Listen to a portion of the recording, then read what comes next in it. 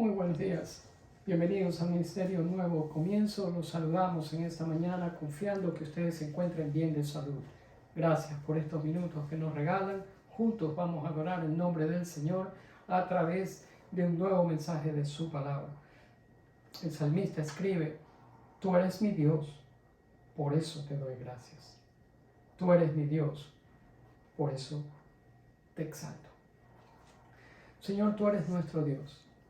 Todos los que hemos sido cubiertos y redimidos con la sangre de tu Hijo Jesucristo somos hijos tuyos. Te damos gracias por tu bondad en habernos elegido para ser hijos tuyos, y tu nombre lo exaltamos con nuestras vidas. Doblegamos nuestro corazón, doblamos nuestras rodillas, nos humillamos delante de tu presencia, te rendimos honor y gloria porque tú la mereces. En el nombre de Jesús te damos gracias. Amén y amén.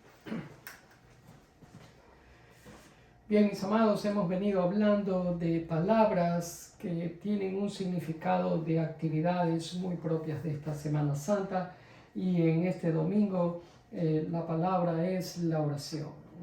Es tan apropiada para este periodo de Cuaresma en el cual nos encontramos.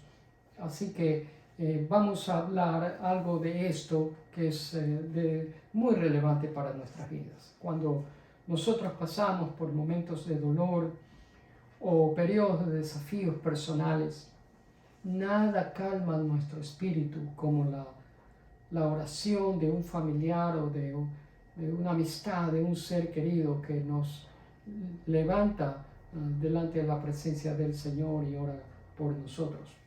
Esta mañana lo que me gustaría hacer es echar un vistazo a algunos de los versículos que se encuentran en el Evangelio de Juan capítulo 17, donde nosotros vemos el amor apasionado de Cristo, claramente expresado en favor nuestro en su oración a Dios Padre. Incluso en momentos antes de su crucifixión, el Señor nos levantó en oración. Juan 17 pone al Señor Jesús justo antes de su crucifixión, y el Señor Jesús está orando precisamente por usted y por mí también.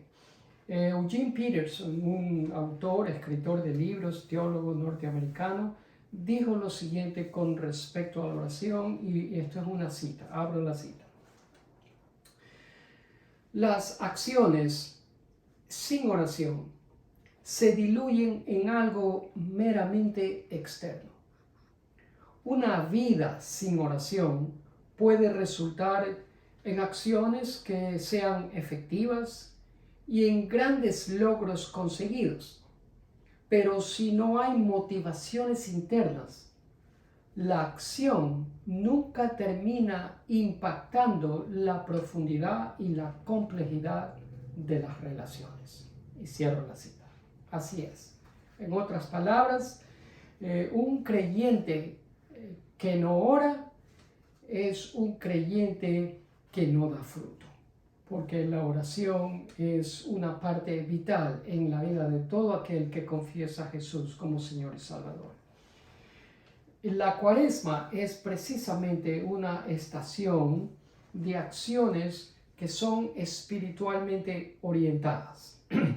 Hemos venido hablando de algunas de esas acciones. ¿Se acuerda que empezamos con miércoles de ceniza, el significado que ello significa? Luego topamos el tema de meditar en la palabra de Dios, cuán necesario es hacer eso, no solamente en la Cuaresma, sino siempre. Hablamos de negarse a uno mismo, de acostumbrarnos a ser generosos y dar, de caminar con el Señor. Hace sentido entonces que a nuestras prácticas devocionales que ya hemos cubierto, pues incorporemos también la práctica de la oración. Porque sin la oración, nuestra preparación para la Pascua de Resurrección llega a ser algo superficial, externo, vacío, hueco y sin propósito. En la Biblia vemos muchos ejemplos de reyes, de profetas, de jueces que usan palabras elocuentes para comunicarse con Dios a favor de su pueblo. Y muchas de estas oraciones que estos hombres de Dios hicieron fueron en voz alta, fueron hechas en público. Probablemente no fueron repetidas por todos los que se encontraban eran parte de la audiencia en ese momento. No fueron repetidas esas palabras al unísono, sino que más bien me imagino que fueron ofrecidas palabra por estos individuos para que las personas que estaban alrededor de ellos las escuchen. Eso es mayormente como parece ser todas esas oraciones que encontramos en la palabra de Dios. Pero desde luego esa fue una opción de ellos en orar de esa manera. Pero yo creo que nuestras oraciones durante este periodo de Cuaresma y Semana Santa quizás no necesiten ser hechas en voz alta y en público, sino más bien para nosotros mismos, de una manera más privada. La Biblia, las Escrituras, el libro que usted tiene en su mano en este momento, abierto en Juan 17, lo que está escrito ahí nos permite interceptar, darnos cuenta, familiarizarnos, entender, conocer algunas de esas conversaciones personales que algunas de esas personas que fueron gente de fe compartieron íntimamente con el Dios en el cual ellos confiaban. Por ejemplo, David.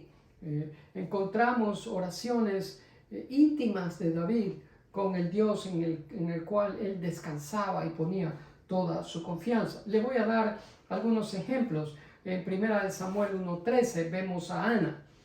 Ana oró al Señor y le pidió que le permitiese tener un hijo varón. Usted lo está leyendo aquí. El Señor se lo concedió. Luego vemos al rey Ezequías, que estaba enfermo. El Señor envía al profeta Isaías a donde el rey Ezequías a decirle que pronto iba a morir. Ezequías se llenó de tristeza y amargura, lloró y oró al Señor que lo sane, que le dé una extensión de su vida, y el Señor se lo concedió. Juan 17 es también otra oración en la cual vemos al Señor Jesús orando al Padre, y es en donde estaremos en unos 2-3 versículos en los próximos minutos. Lo que quiero decir es que estos ejemplos que les acabo de dar nos hablan de gente que, estando en medio de la angustia y el desánimo, gente que estaba en medio de un anhelo profundo, lograron articular oraciones que salían de lo profundo de su ser interno y fueron hechas a manera de susurros, de gemidos, de quejidos de confesión, de nostalgia. Por lo tanto, cuando leo estas historias verídicas de gente que, a pesar de estar pasando por situaciones difíciles, vinieron delante del Señor a suplicar, a clamar, a orar, me viene a mi mente la pregunta: ¿cuándo nosotros en nuestras vidas vamos a hablar a Dios? ¿Cuándo, en qué momento de nuestras vidas nosotros vamos a estar en una posición de conversar con Dios desde el fondo privado e íntimo de nosotros mismos? ¿Cuándo? Porque si no lo hacemos durante el periodo de Cuaresma, la pregunta es entonces, ¿cuándo lo vamos a hacer? ¿Cuándo es que vamos a sentir esa urgencia, necesidad de podernos presentar delante de Dios en medio de nuestro dolor o aflicción y clamar a Dios por ayuda en medio de nuestra necesidad? Porque si no lo hacemos ahora, en un periodo de preparación como la Cuaresma, un periodo tan importante para el creyente, mi amado hermano, entonces, ¿cuándo pensamos hacerlo? Esa es la pregunta. Quizás usted diga, pero ¿para qué orar? Porque Dios conoce lo que necesitamos desde antes que se lo pedimos. Y en su providencia divina, Dios satisface esas necesidades. Entonces usted diga, en vista de todo eso, si Dios conoce todo, ¿para qué orar? Pues déjeme decirle que para entender la relación que existe entre la providencia divina y la oración, entonces nosotros tenemos que tener un adecuado entendimiento de lo que es la oración. Si bien es cierto que Dios sí conoce nuestras necesidades, y si bien es cierto que Dios también sabe los deseos de nuestro corazón, Dios quiere que nosotros verbalicemos nuestras necesidades a Él. Y la razón por la que Dios quiere que nosotros hagamos eso no es porque Dios necesita que nosotros le demos un empujoncito para que Él salga de su somnolencia, de su letargo, sino para que nos demos cuenta que en medio de todo esto, los únicos que se benefician orando somos nosotros mismos, porque el orar profundiza nuestra dependencia en Dios. Cuando nosotros oramos, reconocemos nuestra dependencia en Dios y le damos a Él su debida gloria. A menudo nosotros vemos a David en los Salmos que como hace un recuento de las grandes obras que Dios había venido haciendo desde el principio de la fundación del mundo. Y desde luego que Dios nunca se olvida de todos los milagros, prodigios y todas las cosas buenas que había hecho desde el principio de la fundación del mundo. Y Dios no se olvida de todas las cosas buenas y de todas las bondades suyas que nos ha hecho en nuestras vidas también. Sino que David entendió que al hacer ese recuento de cosas grandes que Dios había hecho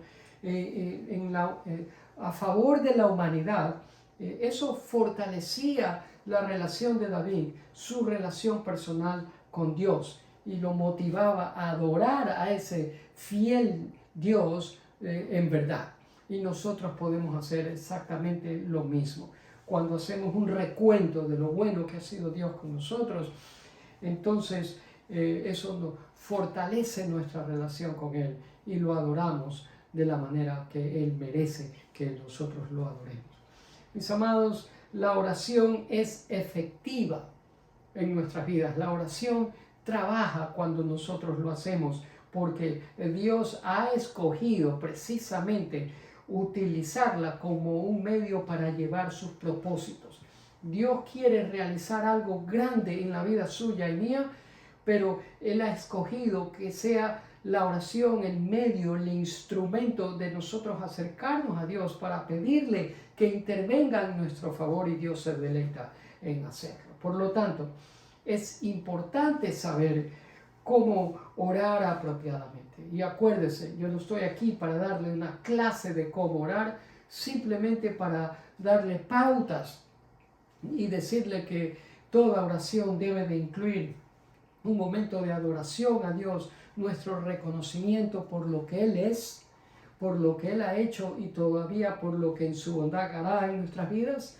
La oración es una confesión en donde reconocemos nuestra pecaminosidad y pedimos perdón a nuestro Dios a quien hemos ofendido. Y la oración, encontramos también, debe de estar incluido el agradecimiento, nuestra gratitud, porque Dios es bueno, siempre es bueno, ha sido bueno y continuará siendo bueno. Y debe de haber en la oración también ese clamor, ese sentido de súplica a Dios para que intervenga divinamente, sobrenaturalmente en nuestras vidas en medio de cualquier situación. Juan 17 es un pasaje donde se menciona a todos nosotros. Fíjese usted, Jesús indirectamente en Juan 17 lo menciona a usted y a mí. Inclusive fue una oración hecha hace más de 2000 años. En Juan 17 el Señor dice, perdón, estoy un poco, no lo encuentro aquí, pero si usted lee el versículo 20, no creo que lo tengo, permíteme, aquí está el 20. No te pido solo por estos discípulos, sino también por todos los que creerán en mí y por el mensaje de ellos. ¿Se está dando cuenta usted? Todos los que creerán en mí por el mensaje de ellos. Usted ha llegado al conocimiento de Jesús por el mensaje de otros, y otros van a llegar por medio del mensaje nuestro. Y esto ha sido una cadena a lo largo de siglos, de milenios, y por lo tanto cuando el Señor Jesús ora por todos los que iban a creer en Él a través del mensaje a los cuales Él se estaba refiriendo en ese momento, usted está incluido, y yo también. Y Jesús hace en este pasaje de Juan 17, del 20 al 26, algunas peticiones por nosotros, conociendo por anticipado nuestras necesidades. Jesús ora por usted y por mí. Eso es algo profundo que probablemente no lleguemos nunca a entenderlo, pero Jesús, siendo Dios, anticipó algunas de nuestras necesidades, siendo la mayor y la más importante de ellas que nosotros creamos en Él, y ora por nosotros. Por eso quiero preguntarle a usted, caballero que me escucha, ¿cuándo fue la última vez que usted oró por su esposa? Mencionando algo específico, de la misma manera que el Señor Jesús oró por nosotros hace más de 2000 años. Y a las esposas le pregunto lo mismo. ¿Cuándo fue la última vez que usted oró por algunas necesidades específicas de su esposo? ¿Cuándo fue la última vez que usted se postró delante del Señor y le dijo: Señor, este trabajo que tengo se está poniendo fuera de control? Este trabajo que tengo se está poniendo fuera de mis manos. Y quizás así es como tú lo deseas, que esté fuera de mis manos para que yo me ponga en las manos tuyas. Dame una nueva perspectiva. ¿Cuándo fue que usted clamó al Señor por alguna necesidad? ¿Cuándo fue que se la presentó y el Señor se la respondió también? En el pasaje que nosotros, usted tiene de Juan 17, el 20 a 26, vemos que el Señor Jesús ora por sí mismo en los primeros 5 versículos de Juan 17. Luego en los versículos del 6 al 19 ora por los discípulos, los 12 discípulos de Él. Y en los versículos 20 al 26, que es lo que estamos viendo en esta mañana, Jesús ora por cada uno de nosotros. Así que vayamos al versículo 21 y la pregunta es: ¿por qué cosas específicas el Señor Jesús está orando en esos versículos? Pues bien, en los versículos 21 al 23, el Señor Jesús ora en primer lugar por la unidad espiritual. Y usted lo puede ver en su Biblia. Empezando en el versículo 21 dice: para que todos sean uno. Todos uno. Así como tú, oh Padre, en mí y yo en ti, que también ellos lo sean en nosotros. Luego el 22 dice: yo les he dado la gloria que tú me has dado, para que sean uno. De nuevo viene la palabra uno, que es la unidad. Y en el versículo 23 dice: yo en ellos y tú en mí, para que sean perfectamente unidos, es decir, que sean uno. Ahora, aquí habla de unidad espiritual, y me gustaría que usted considere esta unidad que el Señor Jesús está mencionando desde una dimensión que tal vez usted no la ha considerado antes.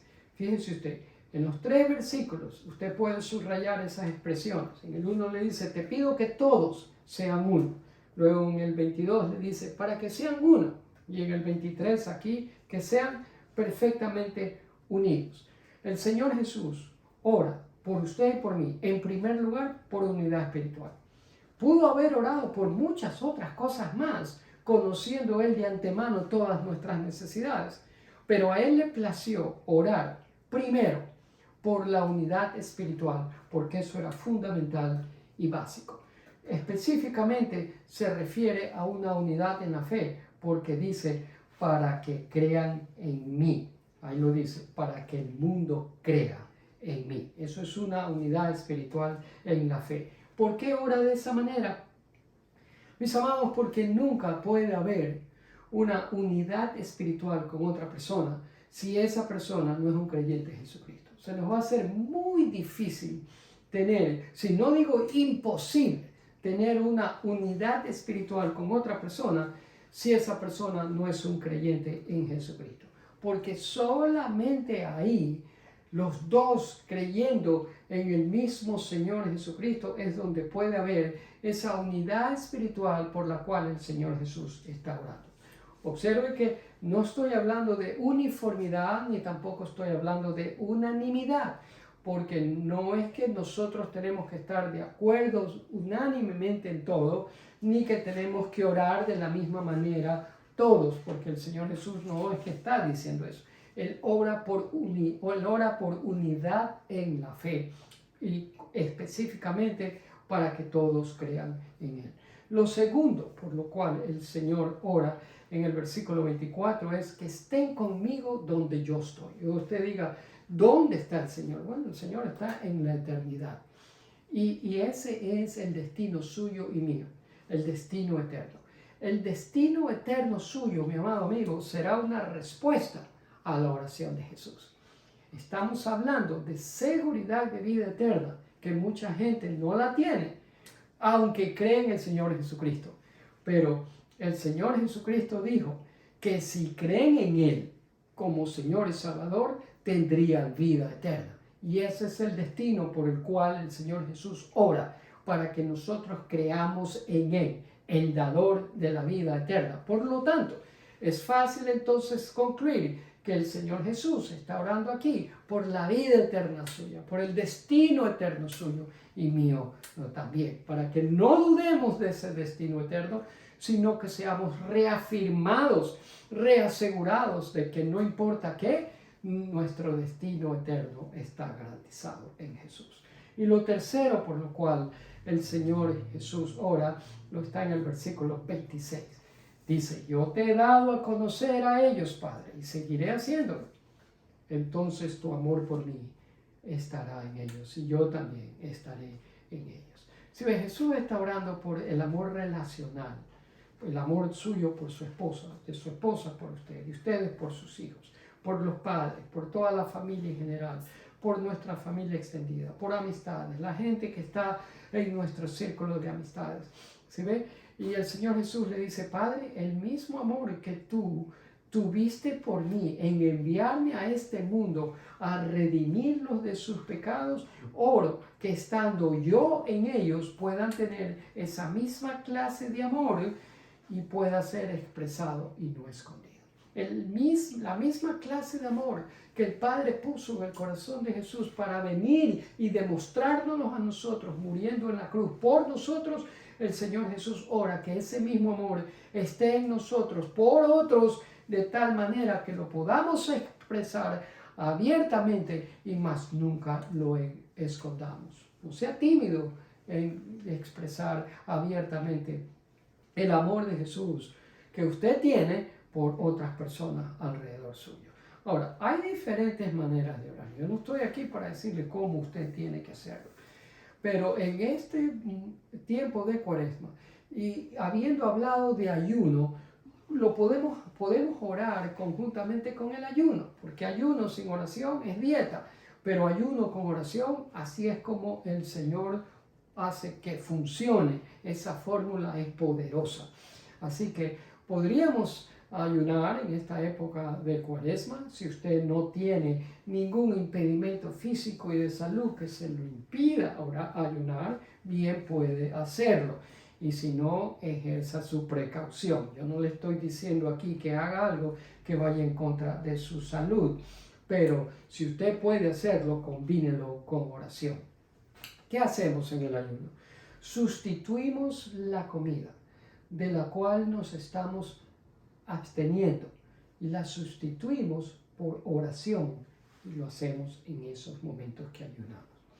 Ahora, cuando vengan esos anhelos o deseos, cuando usted empiece a sentir deseos de de aquello que precisamente está usted haciendo a un lado durante ese tiempo de ayuno, ore al Señor en esos momentos para que el Señor lo sustente y permita que ese anhelo suyo por algo físico sea transformado en un anhelo por Dios. La oración puede hacer eso. Otra manera de hacerlo, de poder orar, es encontrar un pasaje en las Escrituras. Una vez que usted encuentra un pasaje en las Escrituras, léalo una vez para usted mismo. Luego, léalo una segunda vez, pero léalo más lentamente, enfocándose en cada versículo. Y después, léalo una tercera vez, pero esta vez lo va a hacer en voz alta, permitiendo que las palabras del pasaje se mezclen con sus propias palabras personales en esa oración. Y ore de acuerdo a lo que ese pasaje significa específicamente para usted. Finalmente, vuelva a leer el pasaje una última vez, pero ahora lo va a leer pausando. Lee un versículo y pausa. Escuche cómo Dios le habla a través de las Escrituras en ese momento. Eso es una excelente manera de orar, bíblicamente, escrituralmente, y se lo aconsejo que lo haga. No tiene que ser un pasaje inmenso de 2 o 3 capítulos, puede ser un pasaje bíblico de 1, 2 o 3 versículos, en la cual usted tiene tiempo para leerlo 1, 2, 3, 4 veces, hasta que usted termine permitiéndole que el Señor sea el que le hable a usted, usted escuche la voz de Dios en esas palabras y le saque el mayor provecho y beneficio de su oración. Y si esto le parece difícil, use la oración que el propio Señor Jesús en Mateo nos enseñó, la oración que conocemos con el nombre del Padre Nuestro. Es una oración sencilla, práctica, simple, pero bien abarcadora. Alguien dijo lo siguiente, y abro la cita: si la cuaresma es un caminar con Jesús, las oraciones son los zapatos con los cuales caminamos. Y cierro la cita. Y es cierto. Por lo tanto, le exhorto, mi amado amigo y hermano que me escucha, que haga de esta estación del año, que haga de esta estación de cuaresma un periodo que esté saturado de oración, en donde usted constantemente esté viniendo y alineando su voluntad con la del Señor Jesús y presentando su adoración en sus momentos íntimos a Él, y también, ¿por qué no?, sus necesidades más profundas e íntimas a nuestro Dios, que aunque Él las conoce, Él se deleita cuando usted hace eso. Incline su rostro para orar. Padre, te damos gracias esta noche, esta mañana. Te agradecemos que tú nos das en tu palabra pautas sencillas, de tal manera que nosotros podamos sacar provecho de ellas y podernos conectar contigo a través de la oración. Te pedimos que todo aquel que ha escuchado este mensaje y que ahora pausa para oír tu voz, te pedimos que camines con nosotros a lo largo de esta semana, Señor. Te necesitamos. Queremos demostrar nuestra dependencia en ti. Te necesitamos. Confesamos, declaramos y afirmamos que separados de ti es imposible que podamos hacer algo productivo. Estamos totalmente dependiendo en ti. Escucha nuestra voz y ayúdanos también a escuchar la tuya. Ayúdanos a pausar, a hacer silencio, para que en medio de tantas voces que reclaman nuestra atención, nosotros podamos identificar la tuya y seguir tu dirección. Presentamos delante de ti en oración nuestras necesidades, aquellas que tú ya conoces y que te hemos compartido. Aunque tú las conozcas, te las hemos mencionado, las hemos verbalizado delante de ti. Tenga bien oírlas y en el tiempo de tu buena voluntad respondernos conforme a tu gran amor y a tu gran misericordia. Por lo tanto, te pedimos, Padre, que nos escuches, que nos perdones, que nos pongas atención y actúes y que hagas honor a tu nombre y no tardes. Bendito Padre Celestial, bendecimos tu nombre hoy y nos refugiamos debajo de tus alas a lo largo de esta semana. Clamamos específicamente por protección divina a cada una de nuestras vidas, las vidas de nuestras esposas, esposos, a cada uno de nuestros hijos e hijas, a cada uno de nuestros nietos, mi Dios, y a nuestros familiares extendidos. Sea tu bondad con ellos igual que está con nosotros. Te amamos, te glorificamos, nos deleitamos en tu palabra, te hemos adorado esta mañana, en las manos tuyas nos hemos puesto. Ahí estamos seguros y te damos gracias por habernos hablado. Gracias, Señor. Recibe tú el honor y la adoración que tú mereces. En el nombre de Jesús te alabamos y te bendecimos. Amén y amén. Gracias por haber estado con nosotros. Gracias por compartir el enlace y gracias por desde ya en su buena voluntad de ustedes disponer que Dios permita que podamos volver a estar juntos el próximo domingo. Hasta entonces les deseamos una feliz semana.